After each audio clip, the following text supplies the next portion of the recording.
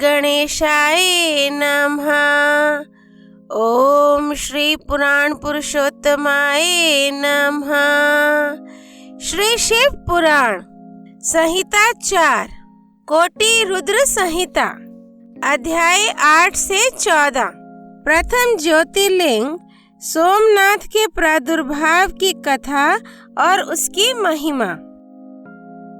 तदनंतर कपिला नगरी के कालेश्वर, रामेश्वर आदि की महिमा बताते हुए सूत जी ने समुद्र के तट पर स्थित गोकर्ण क्षेत्र के शिवलिंगों की महिमा का वर्णन किया।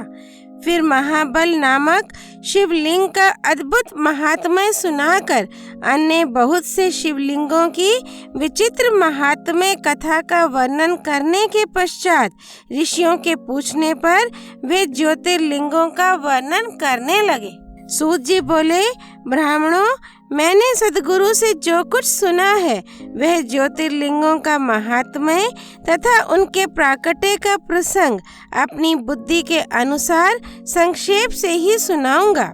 तुम सब लोग सुनो। मुने, ज्योतिर्लिंगों में सबसे पहले सोमनाथ का नाम आता है, अतः पहले उन्हीं के महात्म्य को सावधान होकर सुनो। मुनीश्वरों, महामना प्रजापति दक्ष ने अपनी अश्विनी आदि 27 कन्याओं का विवाह चंद्रमा के साथ किया था। चंद्रमा को स्वामी के रूप में पाकर वे दक्ष कन्याएं विशेष शोभा पाने लगी तथा चंद्रमा भी उन्हें पत्नी के रूप में पाकर निरंतर सुशोभित होने लगे। उन सब पत्नियों में भी जो रोहिणी नाम की पत्नी थी, एकमात्र वही चंद्रमा को जितनी प्रिय थी उतनी दूसरी कोई पत्नी कदापि प्रिय नहीं हुई। इससे दूसरी स्त्रियों को बड़ा दुख हुआ। वे सब अपने पिता की शरण में गईं। वहां जाकर उन्होंने जो भी दुख था उसे पिता को निवेदन किया। द्विजो, वह सब सुनकर दक्ष भी दुखी हो गए और चंद्रमा के पास आकर शांति पूर्वक बोले। दक्ष ने कहा, कलानिधे, तुम निर्मल कुल में उत्पन्न हुए हो। तुम्हारे आश्रय में रहने वाली जितनी स्त्रियां हैं उन सब के प्रति तुम्हारे मन में न्यूनाधिक भाव क्यों है? तुम किसी को अधिक और किसी को कम प्यार क्यों करते हो? अब तक जो किया सो किया, अब आगे फिर कभी ऐसा विषमता पूर्ण बर्ताव तुम्हें नहीं करना चाहिए, क्योंकि उसे नरक देने वाला बताया गया है। सूत जी कहते हैं, महर्षियों, अपने दामाद चंद्रमा से स्वयं ऐसी प्रार्थना करके प्रजापति दक्ष घर को चले गए। उन्हें पूर्ण निश्चय हो गया था कि अब फिर आगे ऐसा नहीं होगा, पर चंद्रमा ने प्रबल भावी से विवश होकर उनकी बात नहीं मानी। वे रोहिणी में इतने आसक्त हो गए थे कि दूसरी किसी पत्नी का कभी आदर नहीं करते थे। इस बात को सुनकर दक्ष दुखी हो फिर स्वयं आकर चंद्रमा को उत्तम नीति से समझाने तथा न्यायोचित बर्ताव के लिए प्रार्थना करने लगे। दक्ष बोले, चंद्रमा, सुनो, मैं पहले अनेक बार तुमसे प्रार्थना कर चुका हूँ, फिर भी तुमने मेरी बात नहीं मानी, इसलिए आज शाप देता हूँ कि तुम्हें क्षय का रोग हो जाए।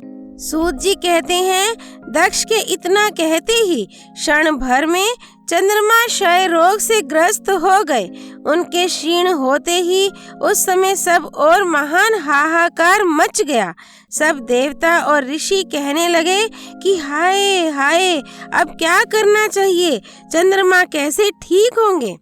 मुने, इस प्रकार दुख में पड़कर वे सब लोग विवल हो गए। चंद्रमा ने इंद्र आदि सब देवताओं तथा ऋषियों को अपनी अवस्था सूचित की। तब इंद्र आदि देवता तथा वशिष्ठ आदि ऋषि ब्रह्मा जी के शरण में गए। उनकी बात सुनकर ब्रह्मा जी ने कहा, देवताओं, जो हुआ सो हुआ, अब वह निश्चय ही पलट नहीं सकता, अतः उसके निवारण के लिए मैं तुम्हें एक उत्तम उपाय बताता हूँ। आदर पूर्वक सुनो। चंद्रमा देवताओं के साथ प्रभास नामक शुभ क्षेत्र में जाएं और वहां मृत्युंजय मंत्र का विधि पूर्वक अनुष्ठान करते हुए भगवान शिव की आराधना करें। अपने सामने शिवलिंग की स्थापना करके वहां चंद्रदेव नित्य तपस्या करें। इससे प्रसन्न होकर शिव उन्हें क्षय रहित कर देंगे।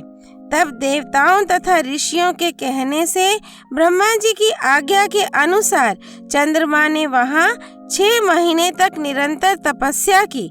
मृत्युंजय मंत्र से भगवान वृषभध्वज का पूजन किया। 10 करोड़ मंत्र का जप और मृत्युंजय का ध्यान करते हुए चंद्रमा वहां स्थिर चित्त होकर लगातार खड़े रहे।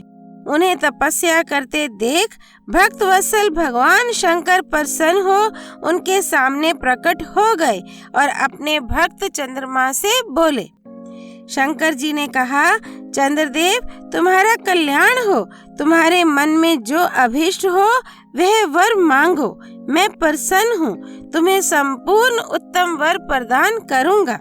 चंद्रमा बोले, देवेश्वर यदि आप प्रसन्न हैं तो मेरे लिए क्या असाध्य हो सकता है। तथापि प्रभु शंकर आप मेरे शरीर के इस क्षय रोग का निवारण कीजिए। मुझसे जो अपराध बन गया हो उसे क्षमा कीजिए। शिवजी ने कहा, चंद्रदेव एक पक्ष में प्रतिदिन तुम्हारी कला क्षीण हो और दूसरे पक्ष में फिर वह निरंतर बढ़ती रहे। तदनंतर चंद्रमा ने भक्ति भाव से भगवान शंकर की स्तुति की। इससे पहले निराकार होते हुए भी वे भगवान शिव फिर साकार हो गए। देवताओं पर प्रसन्न हो उस क्षेत्र के महात्म्य को बढ़ाने तथा चंद्रमा के यश का विस्तार करने के लिए भगवान शंकर उन्हीं के नाम पर वहां सोमेश्वर कहलाए और सोमनाथ के नाम से तीनों लोकों में विख्यात हुए। ब्राह्मणों सोमनाथ का पूजन करने से वे उपासक के क्षय तथा कोढ़ आदि रोगों का नाश कर देते हैं। ये चंद्रमा धन्य हैं, कृतकृत्य हैं, जिनके नाम से तीनों लोकों के स्वामी साक्षात भगवान शंकर भूतल को पवित्र करते हुए प्रभास क्षेत्र में विद्यमान हैं। वहीं संपूर्ण देवताओं ने सोम कुंड की भी स्थापना की है, जिसमें शिव और ब्रह्मा का सदा निवास माना जाता है। चंद्रकुंड इस भूतल पर पाप नाशन तीर्थ के रूप में प्रसिद्ध है। जो मनुष्य उसमें स्नान करता है वह सब पापों से मुक्त हो जाता है। क्षय आदि जो असाध्य रोग होते हैं वे सब उस कुंड में 6 मास तक स्नान करने मात्र से नष्ट हो जाते हैं। मनुष्य जिस फल के उद्देश्य से इस उत्तम तीर्थ का सेवन करता है उस फल को सर्वथा प्राप्त कर लेता है, इसमें संशय नहीं है। चंद्रमा निरोग होकर अपना पुराना कार्य संभालने लगे। इस प्रकार मैंने सोमनाथ की उत्पत्ति का सारा प्रसंग सुना दिया। मुनीश्वरों, इस तरह सोमेश्वर लिंग का प्रादुर्भाव हुआ है। जो मनुष्य सोमनाथ के प्रादुर्भाव की इस कथा को सुनता अथवा दूसरों को सुनाता है वह संपूर्ण अभिष्ट को पाता और सब पापों से मुक्त हो जाता है। अध्याय 8 से 14 संपूर्ण।